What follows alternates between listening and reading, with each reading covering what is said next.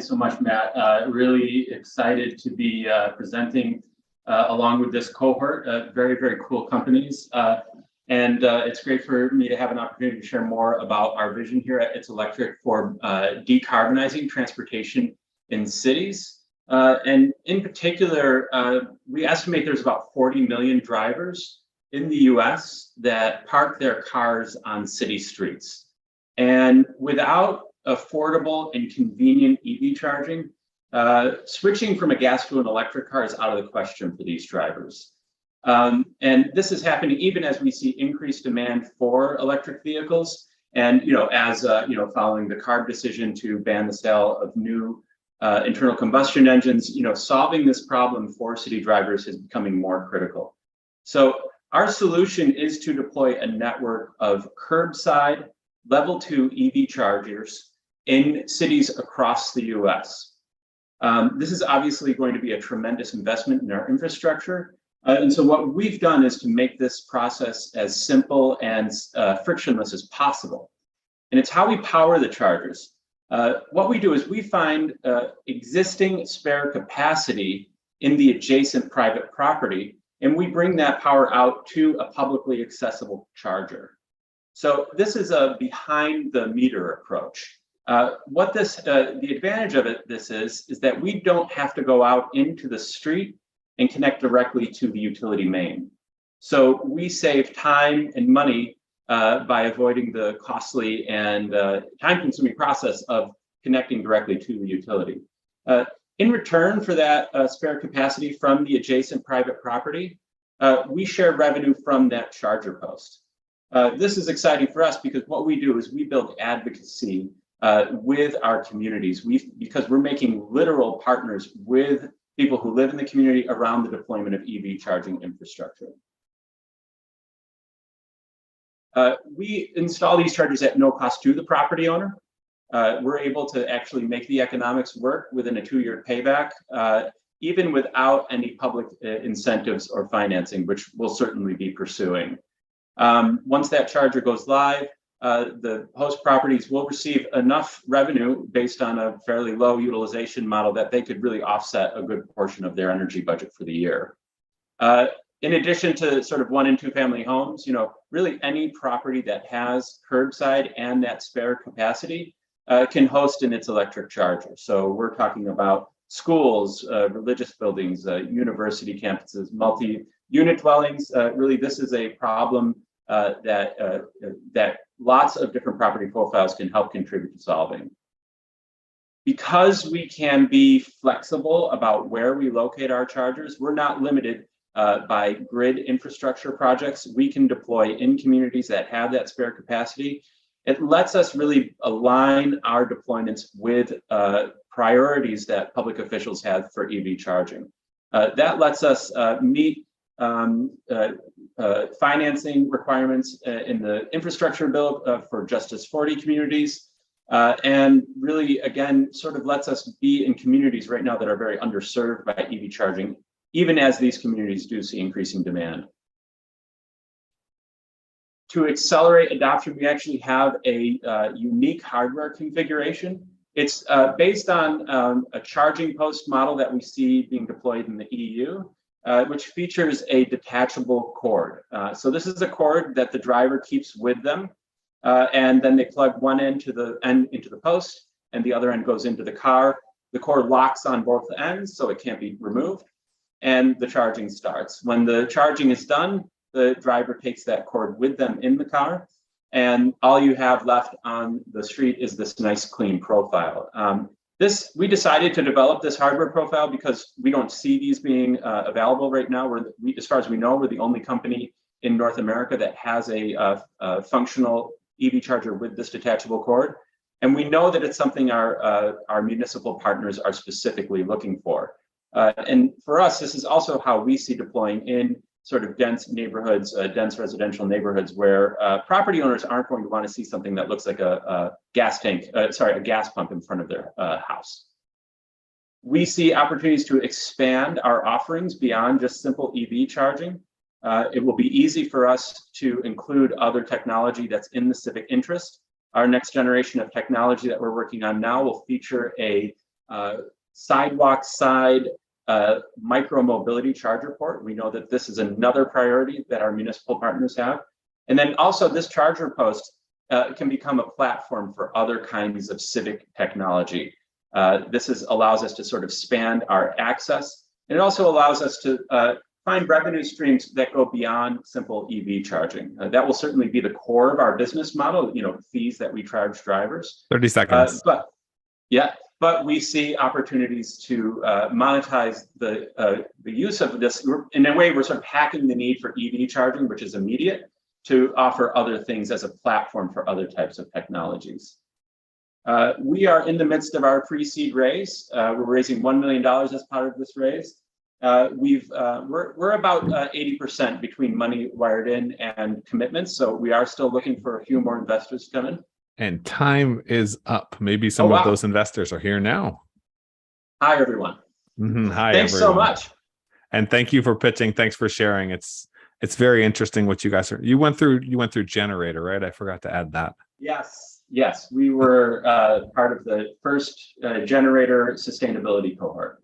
And according to Ryan, one of the best he's ever seen. So that's why we had to get you on the program. So hustling team. Speaking of the hustling team, I'd love to hear a little bit more about you, about Tia, and why this is your big issue and why you guys are the people to do this, because it is a super competitive space. Yeah, Tia and I would say we're not your typical startup founders. I'm actually an architect. I've had a couple of decades of experience building things in New York City.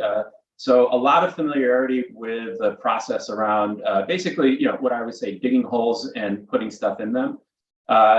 Getting through that sort of permitting structure, working with contractors. Like, these are all things that I sort of learned the hard way over the past couple of decades. Similarly, Tia has been working in what we call public-facing technology. So this is, let's say, the technology you might see out in the public that anyone can use. Her best example of this, she developed all of the technology that you see in the 9/11 Memorial Museum and the above grade memorial and the below grade museum. So Tia was sort of like working on touch screens before iPads have been invented.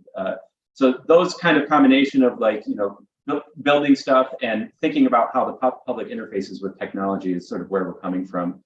I'd say both of us are about mid-career and thinking about how we wanted to spend the next half of our career, and both of us agreed that focusing on climate was the most urgent thing that we wanted to do. So when we came up with the idea for itselectric, we decided to go all in. So this might sound like a dumb question, but my vacuum cleaner has a plug. Why does my electric car not just have a plug? Oh, that's not a dumb question. It's actually probably a good question. It would be very interesting if cars could come with like a retractable cord that you could just sort of plug into a standard outlet. That you're going to have to ask the OEMs about that. I think one reason is I think there needs to be flexibility on how the cars can charge. So I think one of the reasons is taking all of that technology out and making it the chargers problem, so to speak, is probably why it's happened that way. But you're not the first person to sort of wonder like why the car just can't be plugged in like a vacuum cleaner. And then the other thing that I see as just a potential challenge or a potential question. So you're building a sustainability company, and Apple realized they could pretend to be sustainable by taking out the headphones and taking out the headphone jack and making you buy adapters and adapters and adapters. So everyone needed all of these adapters. Are we going to have a million charging stations and a billion charging cables? Yeah, also a very good question. And what I will tell you now is what we are doing is importing a standard plug technology. So this, as I mentioned, this detachable cord is called a Type 1 to Type 2 connection. This is really already being deployed at scale in the EU and certain parts of Asia. If you buy an EV in the EU right now, you get one of those cables. We think that process will replicate itself here in the US. So we're not trying to invent a new charging standard. We're using things that are already on the market. They just haven't come over to North America yet. So I'd say no. It's really just going to be about the Tesla connection and the J1772, at least in the near medium future. And then last question before I hand things over to Craig. How do you roll out a business like this that has local network effects, but doesn't have large global network effects? That is a good question. And, I think the network effects will begin at the local level, but then can become national and then global. I think, again, what we see happening in the EU is this kind of charging model is becoming very common. I think we're going to see that here as well. And then, the other sort of parts of the world that are still catching up to this will begin to incorporate the same technology. And Craig, I want to hand things over to you because you are deep on the energy side. What are you seeing? What questions do you have? Yeah, and Nathan, good to speak again. Transparency again. Nathan and I have spoke in the past. So I think this is a really unique idea. This idea of sort of tapping into private property owners, excess capacity. Does it really save you money in terms of deploying these, or what are the fundamental differences between, cutting a deal with the utility or the city to tap into their power on, their side of the meter versus the customer side of the meter? Sure, it's orders of magnitude. I'll just kind of explain it in kind of, practical terms. If you want to connect to the utility main, first you have to go through a service interconnection agreement for every charge point that you put in, which takes a long time. Again, this is coming from my experience as an architect. It was one thing dealing with the Department of Buildings. It was a completely different thing entirely dealing with the utility. Utilities are well-intentioned, but they are worried about overstretching their already overtaxed resources, and they're very cautious about the perception of using ratepayer money to do things, to invest in things that the rest of the community hasn't been on board. So there's a slow-moving process when you're trying to connect new power to a utility generally. And then just in other practical terms, the utility mains are usually located about 4 to 6 feet deep. You have to install a step-down transformer. There's a problem that the utilities still haven't quite figured out about how you sub-meter that publicly accessible charger. And then the footprint of those chargers themselves tend to take up a huge chunk of space on the sidewalk. What we're doing instead is it's basically what is already happening at scale for drivers who have driveways and garages. You just hire an electrician, come over, they do a little trenching, and they'll put a level 2 charger in your garage. I know it's a little bit more complicated because we have to go across the sidewalk, but for us, this is not a big deal. It's a one-day operation. The electrician can get in and out of your house and repair your sidewalk within a single day. And then we can get that charger live and operating and validated as part of that process as well. And how do you deal with the sort of landlord-tenant issue? Like, I'm just imagining a lot of these buildings, some may be owner-occupied, in which case it seems straightforward. But if there's a renter, a lot of times the utility bill is in the renter's name. The landlord sort of owns the thing, and the renter's not really supposed to go, add circuits and stuff like that. Like, is it just, you just got to work with both to get it, to get an agreement? And how much, how difficult do you expect that to be? In all cases, we have to work with the property owner, right? Like, they have to sign off on the permits. So it's always going to be working with the property owners. And where we have tenanted buildings, we can go either behind the tenant submeter if the property owner is okay with that, or we go behind the common panel, right? So if it's a multi-tenant building, there'll be a common panel that is aside from the other tenanted panels. Got it. That makes sense. And where are you guys at in deployments now? It's been a while since we spoke, or potential deployments. What is the current status? Sure. So we built our first prototype back in May. We deployed it at a facility in Detroit called the Detroit Smart Parking Lab, and we've been running public demonstrations there with the prototype. Keep it there. So if you're ever in Detroit and you want to check it out, let me know. And while we are doing that, we are working on a sort of a user testing pilot, which we will have deployed towards the end of this year. That's going to be located probably somewhere in New York City, but we're still working out the details of that location. So what that'll be is just a more, we'll be deploying more of our prototypes and actually collecting user data and feedback on it. While all of that is going on, we're working on our engineering and industrial design for what we're calling the market-ready product. So pushing that prototype into something that can be manufactured at scale. There's a software component too that we're developing as well. All of that's going to be ready early to mid 2023. By the way, our pre-seed fundraise is being put into that. That's our primary use of resources, is to develop that market-ready product and software.